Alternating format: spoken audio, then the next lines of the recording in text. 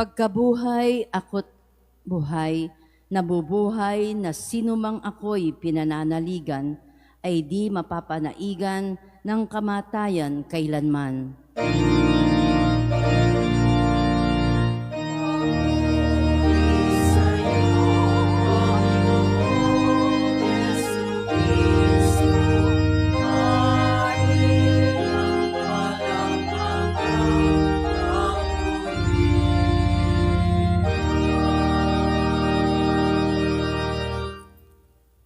Sumainyo ang Panginoon. At sumainyo rin. Ang mabuting balita ng Panginoon ayon kay San Juan. Papuri sa iyo, Panginoon.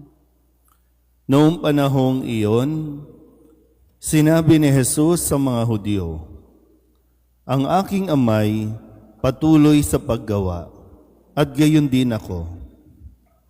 Lalong pinagsikapan ng mga Hudyo na patayin siya, sapagkat nilabag na niya ang batas tungkol sa araw ng pamamahinga, ay sinasabi pa niyang ang Diyos ang kanyang Ama, at sa gayoy ipinapantay ang sarili sa Diyos.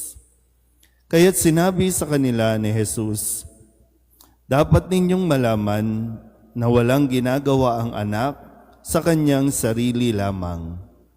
Ang ginagawa lamang niya'y ang nakikita niyang ginagawa ng Ama. Ang ginagawa ng Ama ay siya ring ginagawa ng anak, sapagkat minamahal ng Ama ang anak. Ipinakikita sa anak ang lahat ng ginagawa niya. At higit pa sa mga ito ang mga gawang ipakikita sa kanya ng Ama, at manggigilalas kayo. Kung paanong binubuhay ng Ama ang mga patay, gayon din naman, bubuhayin ng anak ang sinumang nais niyang buhayin. Hindi humahatol kanino man ang Ama. Ibinigay niya sa anak ang buong kapangyarihang humatol upang parangalan ng lahat ng ang anak, tulad ng kanilang pagpaparangal sa Ama.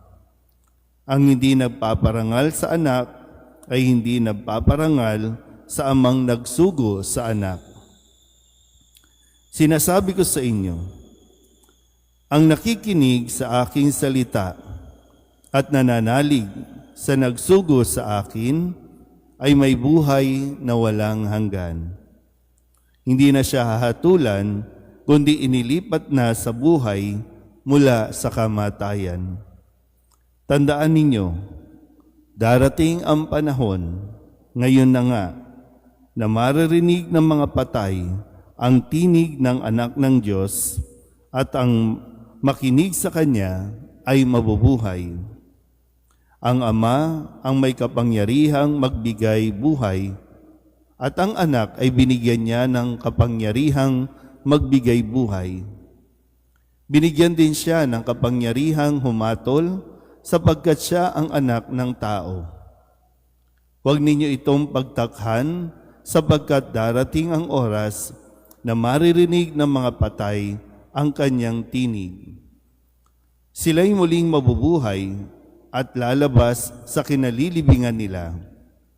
Lahat ng gumawa ng mabuti ay pagkakalooban ng buhay na walang hanggan, at lahat ng masama ay parurusahan. Wala akong ginagawa sa sarili ko lamang. Humahatol ako ayon sa sinasabi sa akin ng Ama. Kaya't matuwid ang hatol ko.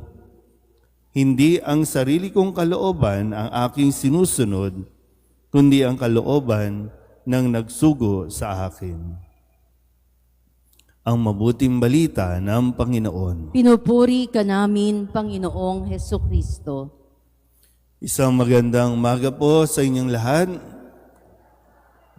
Ngayon po ay Miyerkules sa ika-4 na linggo ng 40 araw na paghahanda. At sa atin pong narinig na pahayag na Ebanghelyo sa umagang ito, narinig natin yung ugnayan ni Jesus bilang anak sa Panginoon bilang Diyos Ama. Pinapaliwanag niya na lahat ng kanyang sinasabi ay kung ano ang sinasabi ng Ama. Lahat ng ginagawa ng Ama, yun din naman ang kanyang ginagawa. So para bang kapag tinignan natin, si Jesus ay makaama talaga. Kumbaga yung sinasabi rin natin, like Father, like Son. So madali na kasi kung tayo ay naghahanap o kaya nagtatanong, ano ba itsura ng Ama? Ano ba ugali ng Ama? Ano bang ginagawa ng Ama o ng magulang? Kay Jesus natin makikita ang lahat. Kasi pinaggigiitan sa atin ng ating ebanghelyo na gaya nga ng sinabi din, kung makita mo ang anak, nakita mo na ang Ama. So yung yung bonding nila, yung closeness nila, talagang nasa Diyos. Kaya maganda rin, mapagnilayan din natin sa puntong ito, kamusta ba ang ugnayan natin sa ating mga magulang? Kahit na tumanda na tayo, hindi maikakila kung sino ang ating mga magulang. Kahit na sabihin natin hindi kayo nag-uusap, hindi kayo magkasama, pero lahat ng attributes kung paano magsalita, paano humarap, paano kumilos, makikita sa inyo, sa atin, ang ating mga magulang. Pero yung paanyaya nga, sana pag palalimin din natin yung ating ugnayan sa isa't isa, yung maluwag, yung walang sama ng loob, yung handa nating ipagmalaki ang isa't isa. Na sa bawat ginagawa niya, anak man o tatay, buong pagmamalaki din nating masasabing, tatay ko yan, anak ko yan, o magulang ko yan. Kasi mahirap naman, yung parabang mayroon pa tayong pakiramdam na hindi tayo proud sa isa't isa. Minsan ayaw natin ma-associate sa isa't isa. O kaya naman, proud na proud tayo na kung anong masama ang ginagawa ng magulang, okay lang sundan at gawin ng anak. Kaya nawa, pwede rin natin mapagnilayan, lalo pa sa panahong ito, para sa mga magulang, paano kayo nakaka-impluwensya sa inyong mga anak? Na-impluwensyahan nyo ba ng magaganda o kabaliktaran?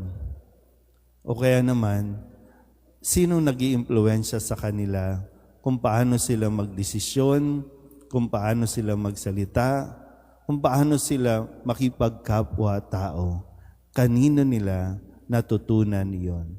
Kanino natin ito natutunan?